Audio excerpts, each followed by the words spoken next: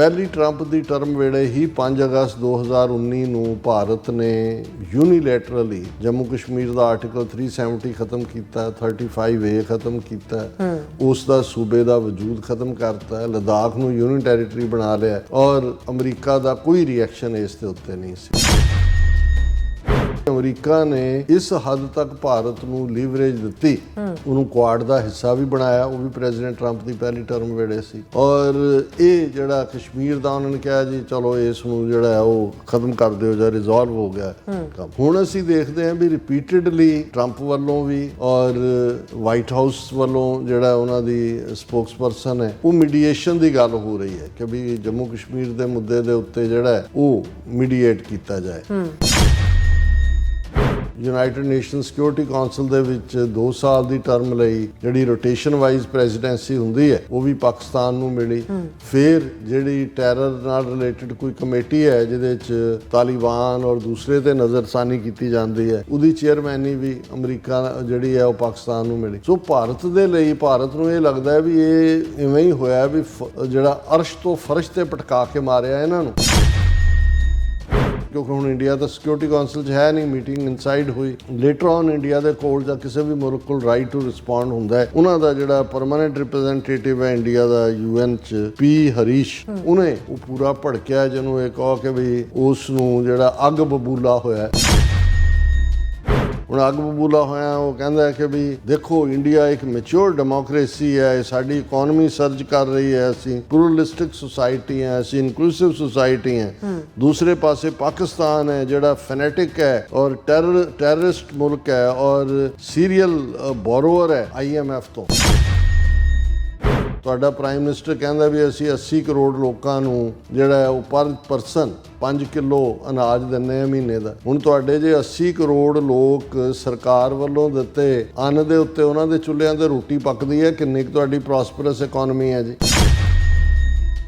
Ultimately ਜਿਹੜਾ ਅੱਗ ਬਬੂਲਾ ਹੁੰਦਾ ਤਾਂ ਸੜ ਕੇ ਸੁਆਹ ਹੀ ਹੈ। ਪਰ ਇਸ ਵੇਲੇ ਭਾਰਤ ਇੱਕ ਜਿਹੜਾ ਉਹ ਭਿਖਾਰੀ ਵਾਂਗ ਨਜ਼ਰ ਆਉਂਦਾ ਹੈ ਜਿਸ ਨੂੰ ਇਹ ਸਮਝ ਨਹੀਂ ਆ ਰਿਹਾ ਕਿ ਭਾਈ ਕੱਲ ਤੱਕ ਤਾਂ ਉਹ ਬਾਦਸ਼ਾਹ ਦੇ ਕੱਪੜੇ ਪਾ ਕੇ ਘੁੰਮ ਰਿਹਾ ਸੀ ਕਿ ਮੈਂ ਬਾਦਸ਼ਾਹ ਹੁੰਦਾ, ਤੇ ਅੱਜ ਉਸ ਦੇ ਜਿਹੜਾ ਉਹਦਾ ਨੈਰੇਟਿਵ ਹੈ ਉਸ ਦਾ ਕੋਈ ਬਾਇਰ ਨਹੀਂ।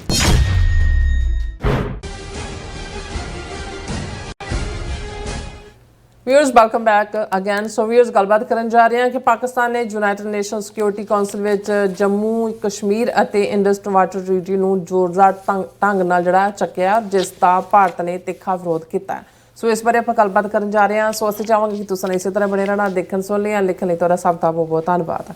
जी डॉक्टर साहब की कहना चाहोगे इस मुद्दे बारे? देखो बेशक प्रेजिडेंट ट्रंप ਦਾ ਜਿਹੜਾ ਆਲਮੋਸਟ 5 ਮਹੀਨੇ ਤੋਂ ਜ਼ਿਆਦਾ ਦਾ ਟਾਈਮ ਫਰੇਮ ਹੈ ਉਹਦੇ 'ਚ ਹਰ ਮੁਲਕ ਇਨਕਲੂਡਿੰਗ ਕੈਨੇਡਾ, ਮੈਕਸੀਕੋ ਜਾਂ ਯੂਰਪੀਅਨ ਯੂਨੀਅਨ ਜਾਂ ਨੈਟੋ ਔਰ ਜਾਪਾਨ ਔਰ ਵਿਤਨਾਮ ਵਰਗੇ ਜਿਹੜੇ ਅਲਾਈ ਨੇ ਉਹਨਾਂ ਨੂੰ ਵੀ ਇਸ ਗੱਲ ਦਾ ਪਤਾ ਨਹੀਂ ਹੈ ਵੀ ਕੱਲ੍ਹ ਨੂੰ ਟਰੰਪ ਨੇ ਉਹਨਾਂ ਪ੍ਰਤੀ ਕੀ ਲਾਈਨ ਲੈਣੀ ਹੈ, ਕਿਉਂਕਿ ਟੈਰਿਫ ਦੇ ਮੁੱਦੇ ਦੇ ਉੱਤੇ ਜਿਹਨੂੰ ਇਹ ਕਿਹਾ ਜਾਏ ਕਿ ਮਰਸੀਲੈਸਲੀ ਉਹਨਾਂ ਨੇ ਆਪਣੇ ਅਮਰੀਕਨ ਇੰਟਰਸਟ ਨੂੰ ਸਾਹਮਣੇ ਰੱਖ ਕੇ ਹੀ ਨੈਗੋਸ਼ੀਏਟ ਕੀਤਾ ਔਰ ਕਰ ਰਹੇ ਨੇ। ਇਸ ਲਈ ਕੁਝ ਡੀਲਸ ਹੋਈਆਂ ਨੇ, ਕੁਛ ਅਜੇ ਜਿਹੜੀਆਂ ਨੇ ਉਹ ਲਟਕ ਰਹੀਆਂ ਨੇ ਵਿਚਾਲੇ। ਪਰ ਇੱਕ ਗੱਲ ਜਿਹੜੀ ਵਿਦ ਸਰਟਨਟੀ ਹਰ ਐਕਸਪਰਟ ਇਹ ਕਹਿੰਦਾ ਹੈ ਕਿ ਵੀ ਟਰੰਪ ਦੀ ਪਾਕਿਸਤਾਨ ਦੇ ਪ੍ਰਤੀ ਨੀਤੀ ਜਿਹੜੀ ਹੈ ਉਸ ਦੇ ਵਿੱਚ ਇੱਕ ਪੂਰਾ ਪਹਿਲੀ ਟਰਮ ਤੋਂ ਬਾਅਦ ਜਿਹੜਾ ਪੂਰਾ ਇੱਕ ਯੂ ਟਰਨ ਆਇਆ ਔਰ ਉਸ ਦਾ ਨਤੀਜਾ ਹੈ ਕਿ ਵੀ ਇਹਨਾਂ 5 ਮਹੀਨਿਆਂ 'ਚ ਪਾਕਿਸਤਾਨ ਦੇ ਨਾਲ ਬਹੁਤ ਜ਼ਿਆਦਾ ਨੇੜਤਾ ਅਮਰੀਕਾ ਦੀ ਵਧੀ ਹੈ ਔਰ ਉਸ ਦਾ ਜ਼ਾਹਰ ਹੈ ਸਬੂਤ ਉਹਨਾਂ ਦੇ ਫੀਲਡ ਮਾਰਸ਼ਲ ਔਰ ਫੌਜੀ ਚੀਫ ਜਨਰਲ ਆਸਮ ਮੁਨੀਰ ਨੂੰ ਲੰਚ ਦੇ ਉੱਤੇ ਸੱਦਣਾ ਔਰ ਇੱਕ ਵੀ ਈਵਨ ਜਿਹੜਾ state of the union address ਸੀ ਟਰੰਪ ਦਾ ਉਹਦੇ 'ਚ ਪਾਕਿਸਤਾਨ ਦਾ ਥੈਂਕ ਯੂ ਕਰਨਾ ਕਿ ਉਹਨਾਂ ਨੇ ਦਹਿਸ਼ਤਗਰਦ ਅਫਗਾਨਿਸਤਾਨ ਦਾ ਜਿਹੜਾ ਜਿਸ ਨੇ ਜਦੋਂ ਫਾਈਨਲ ਡੇ ਉੱਥੋਂ ਫੌਜ ਨਿਕਲੀ ਹੈ ਕਾਬਲ 'ਚੋਂ ਨੈਟੋ ਦੀ ਔਰ ਉੱਥੇ ਬੰਬ ਧਮਾਕੇ ਕਰਕੇ ਕੁਛ ਬੇਗੁਨਾਹ ਨੂੰ ਮਾਰਿਆ ਸੀ ਕਿ ਉਹਨੂੰ ਸਾਡੇ ਹਵਾਲੇ ਕੀਤਾ ਹੈ। ਔਰ ਇਸ ਸਾਰੇ ਦੇ ਨਾਲ ਜਿਹੜਾ ਭਾਰਤ ਪ੍ਰਤੀ ਜਿਵੇਂ ਅਸੀਂ ਜ਼ਿਕਰ ਕਰਕੇ ਹਟੇ ਹਾਂ ਕਿ ਉਹ 24ਵੀਂ ਟਰੰਪ ਮਿਸਲ ਜਿਹਦੇ 'ਚ ਬਾਰ-ਬਾਰ ਉਹਨਾਂ ਨੇ ਕਿਹਾ ਵੀ ਉਹਨਾਂ ਨੇ ਰੁਕਵਾਇਆ ਜਿਹੜਾ ਭਾਰਤ ਪਾਕ ਜੰਗ ਹੈ ਔਰ ਈਵਨ ਪਾਕਿਸਤਾਨ ਨੇ ਤਾਂ ਥੈਂਕ ਯੂ ਵੀ ਕੀਤਾ ਟਰੰਪ ਦਾ ਔਰ ਇਕੱਲਾ ਥੈਂਕ ਯੂ ਹੀ ਨਹੀਂ, ਈਵਨ ਪਾਕਿਸਤਾਨ ਦੀ ਹਕੂਮਤ ਨੇ ਆਫੀਸ਼ੀਅਲੀ ਪ੍ਰੈਜ਼ੀਡੈਂਟ ਟਰੰਪ ਦਾ ਨਾਂ ਨੋਬੈਲ ਪੀਸ ਪ੍ਰਾਈਜ਼ ਦੇ ਲਈ ਨੋਮੀਨੇਟ ਕੀਤਾ। ਹੁਣ ਜਿਹੜਾ ਇੱਕ ਕੰਪੋਨੈਂਟ ਜਦੋਂ ਇਹ 4 ਦਿਨ 7 8 9 10 ਮਈ ਦੀ ਜੰਗ ਤੋਂ ਬਾਅਦ ਸੀਜ਼ਫਾਇਰ ਹੋਇਆ, ਔਰ ਜਿਹੜੀ ਗੱਲ ਮਾਰਕੋ ਰੂਬੀਓ ਨੇ ਕਹੀ ਔਰ ਉਸ ਦੀ ਈਵਨ ਪਿਛਲੇ ਕੱਲ ਜਿਹੜੀ ਵਾਈਟ ਹਾਊਸ ਸਪੋਕਸਪਰਸਨ ਨੇ ਵੀ ਉਹਨੂੰ ਰਿਪੀਟ ਕੀਤਾ, ਜਿਹੜਾ ਸ਼ਾਇਦ ਇਸ ਦੇ ਉੱਤੇ ਕੋਈ ਅਮਲ ਦਰਾਮਦ ਦੀ ਗੱਲ ਅੱਗੇ ਤੁਰੇ, ਉਹ ਸੀ ਕਿ ਜੀ ਕਸ਼ਮੀਰ ਮੁੱਦੇ ਦਾ ਹੱਲ ਜਿਹੜਾ ਕਿਸੇ ਨਿਊਟਰਲ ਥਾਂ ਦੇ ਉੱਤੇ ਗੱਲਬਾਤ ਰਾਹੀਂ ਕੱਢਿਆ ਜਾਏਗਾ। ਹੁਣ ਇਹ ਟੋਟਲ ਜਿਹੜਾ ਇੱਕ ਕੱਲਾ ਯੂ ਟਰਨ ਵੀ ਛੋਟਾ ਲਫ਼ਜ਼ ਬਣ ਜਾਂਦਾ। ਪਹਿਲੀ ਟਰੰਪ ਦੀ ਟਰਮ ਵੇਲੇ ਹੀ 5 ਅਗਸਤ 2019 ਨੂੰ ਭਾਰਤ ਨੇ ਯੂਨੀਲੈਟਰਲੀ ਜੰਮੂ ਕਸ਼ਮੀਰ ਦਾ ਆਰਟੀਕਲ 370 ਖਤਮ ਕੀਤਾ, 35A ਖਤਮ ਕੀਤਾ, ਉਸ ਦਾ ਸੂਬੇ ਦਾ ਵਜੂਦ ਖਤਮ ਕਰਤਾ, ਲਦਾਖ ਨੂੰ ਯੂਨੀਅਨ ਟੈਰੀਟਰੀ ਬਣਾ ਲਿਆ, ਔਰ ਅਮਰੀਕਾ ਦਾ ਕੋਈ ਰਿਐਕਸ਼ਨ ਇਸ ਦੇ ਉੱਤੇ ਨਹੀਂ ਸੀ ਬਿਲਕੁਲ। ਸੋ ਇਹ ਹੋ ਨਹੀਂ ਸਕਦਾ ਵੀ ਇਸ ਲੈਵਲ ਦਾ ਜਿਹੜਾ ਫੈਸਲਾ ਹੈ ਉਹ ਅਮਰੀਕਾ ਦੀ ਰਜ਼ਾਮੰਦੀ ਤੋਂ ਬਿਨਾਂ ਹੋਇਆ। ਜੇ ਨਹੀਂ ਅਮਰੀਕਾ ਨੇ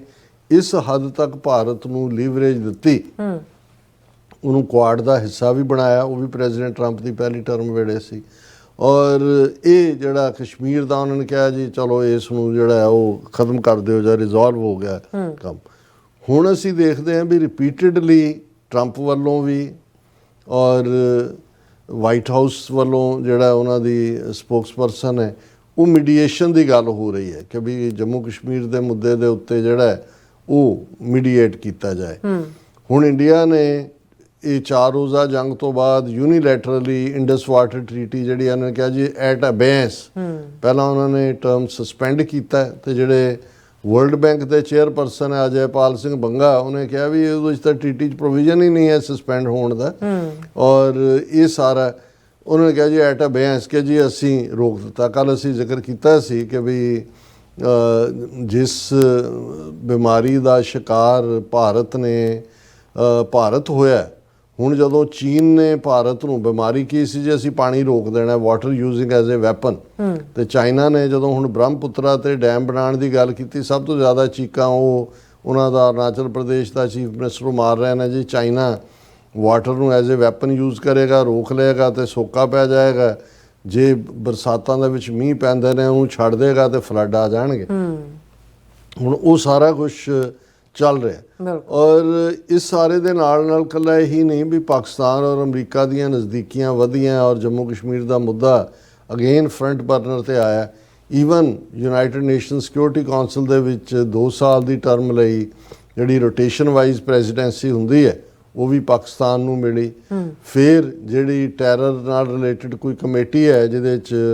ਤਾਲਿਬਾਨ ਔਰ ਦੂਸਰੇ 'ਤੇ ਨਜ਼ਰਸਾਨੀ ਕੀਤੀ ਜਾਂਦੀ ਹੈ, ਉਹਦੀ ਚੇਅਰਮੈਨੀ ਵੀ ਅਮਰੀਕਾ ਜਿਹੜੀ ਹੈ ਉਹ ਪਾਕਿਸਤਾਨ ਨੂੰ ਮਿਲੀ। ਸੋ ਭਾਰਤ ਦੇ ਲਈ, ਭਾਰਤ ਨੂੰ ਇਹ ਲੱਗਦਾ ਹੈ ਵੀ ਇਹ ਇਵੇਂ ਹੀ ਹੋਇਆ ਵੀ ਜਿਹੜਾ ਅਰਸ਼ ਤੋਂ ਫਰਸ਼ ਤੇ ਪਟਕਾ ਕੇ ਮਾਰਿਆ ਇਹਨਾਂ ਨੂੰ, ਤੇ ਪਾਕਿਸਤਾਨ ਨੂੰ ਫਰਸ਼ ਤੋਂ ਚੁੱਕ ਕੇ ਅਮਰੀਕਾ ਅਰਸ਼ ਤੇ ਲੈ ਗਿਆ। ਹੁਣ ਕਿਉਂਕਿ ਯੂਨਾਈਟਿਡ ਨੇਸ਼ਨ ਸਿਕਿਉਰਿਟੀ ਕਾਉਂਸਲ ਦੀ ਜਿਹੜੀ ਹੈ ਉਹ ਚੇਅਰਪਰਸਨ ਪਾਕਿਸਤਾਨ ਹੈ, ਔਰ ਪਿਛਲੇ ਦਿਨਾਂ 'ਚ ਉਹਨਾਂ ਨੇ ਜਿਹੜੀ ਇੱਕ ਮੀਟਿੰਗ ਰੱਖੀ ਯੂਐਨ ਸਿਕਿਉਰਿਟੀ ਕਾਉਂਸਲ ਦੀ, ਉਸ ਨੂੰ ਇਸਾਕ ਦਾਰ ਜਿਹੜੇ ਪਾਕਿਸਤਾਨ ਦੇ ਫੋਰਨ ਮਿਨਿਸਟਰ ਨੇ, ਕਿਉਂਕਿ ਪਾਕਿਸਤਾਨ ਦੇ ਕੋਲ ਨੁਮਾਇੰਦਗੀ ਹੈ, ਉਹ ਕੋਈ ਵੀ ਚੇਅਰ ਕਰ ਸਕਦਾ, ਉਹਨਾਂ ਨੇ ਇਨਵਾਈਟ ਕੀਤਾ ਇਸਾਕ ਦਾਰ ਨੂੰ ਹਾਈ ਲੈਵਲ ਡਿਬੇਟ। ਔਰ ਉਹ ਜਿਹੜੀ ਸੀ ਉਹਦੇ 'ਚ ਇਸਾਕ ਦਾਰ ਨੇ 2 ਮੁੱਦੇ ਖੜੇ ਕੀਤੇ ਜਾਂ ਉਹਨਾਂ ਦੇ ਉੱਤੇ ਗੱਲ ਕੀਤੀ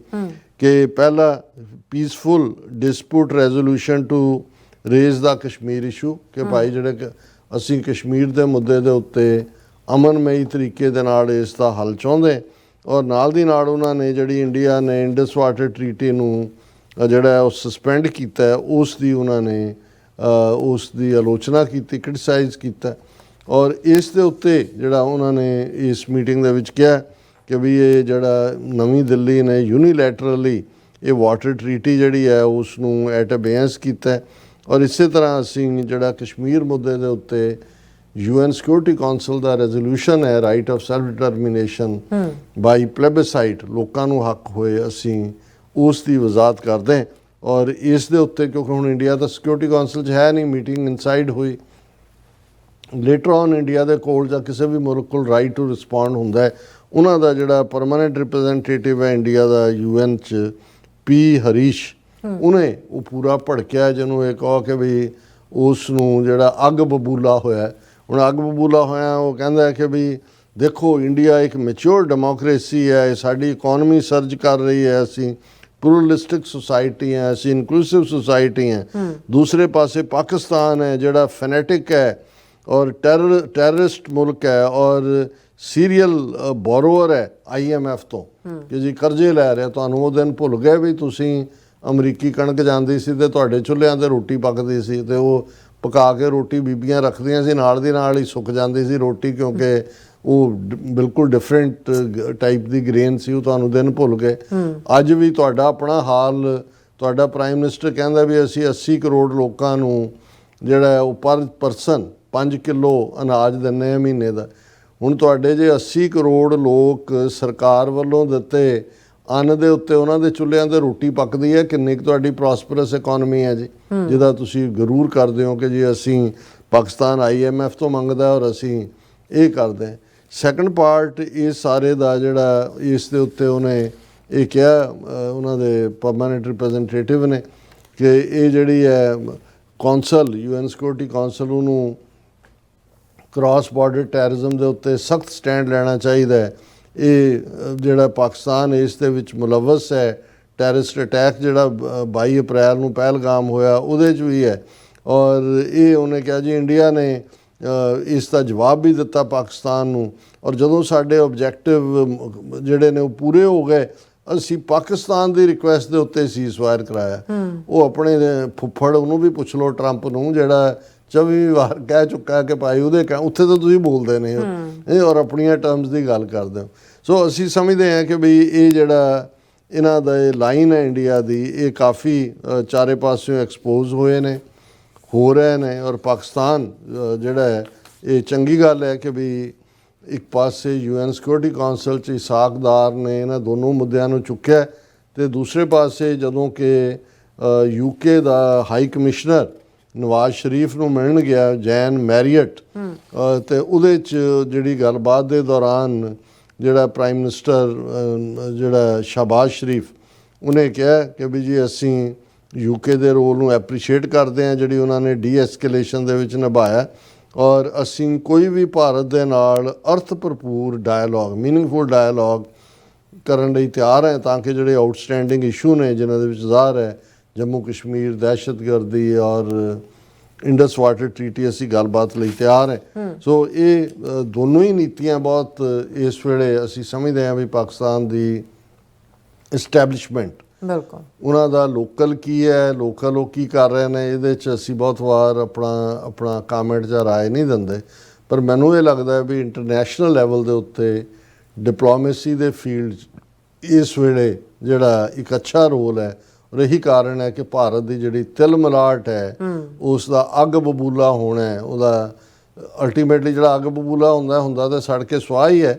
ਪਰ ਇਸ ਵੇਲੇ ਭਾਰਤ